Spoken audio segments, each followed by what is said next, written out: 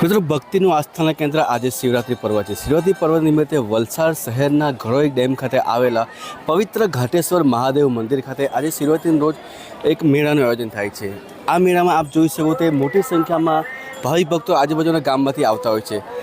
પરંતુ આ ડેમની સાથે સાથે આ જે પવિત્ર મંદિર છે ઘાટેશ્વર મહાદેવ મંદિર, જે ગંગા અંદર ઉભરે છે અને લોકો અને શ્રદ્ધા અને એમની ભક્તિને પૂજતા હોય છે। પરંતુ અહીં જે એક મંદિર છે, એક મામાદેવનું મંદિર, એ મામાદેવ મંદિર પણ એમનો અલગ ઇતિહાસ સાથે આ ઘરોઈ ગામ ખાતે ઉપસ્થિત છે। મામાદેવ મંદિરની આસ્થા જોવા જઈએ તો ઘણા લોકોની મનોકામના પૂરી કરી છે અને આ મંદિરનું શું રહસ્ય છે તે જાણીએ અહીં મંદિરના પૂજારી સાથે। મામાદેવ મંદિરનો ઇતિહાસ એવો છે કે 2014 પહેલાં અહીંયા આકસ્મિક એવી ઘટનાઓ બનતી હતી કે જેમાં 3ની સંખ્યામાં અથવા 1ની સંખ્યામાં આકસ્મિક નદીમાં ડૂબી જવાથી મૃત્યુ થતા હતા।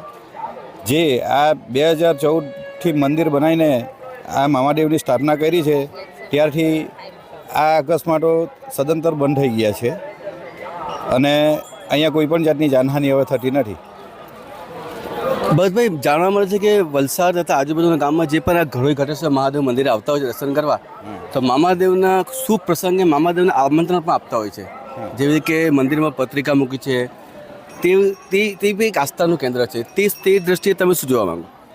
મામાદેવ મંદિર બનાવ્યા પછી લોકોના એટલે જે લોકો એટલા બધા આ મંદિરને માનતા થયા કે એ લોકોને કોઈ પણ શુભ પ્રસંગો હોય તો દરેક ગામના અથવા આજુબાજુના ગામના લોકો પણ અહીંયા પત્રિકાઓ મૂકે છે અને એક આસ્થાનું કેન્દ્ર બની ગયું છે। તો મંદિરનું શિવનું ધામ હોય અને શિવના ભક્તો જ કે અકાલ મૃત્યુ वो मरे जो काल करे काम करे चंडाल कार काम भी उसका क्या बिगाड़े तो भक्तो महाकाल का।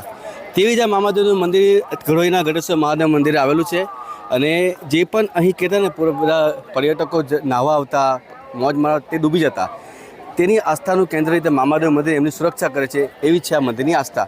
Subhash Thakor, V50 news, Valsad.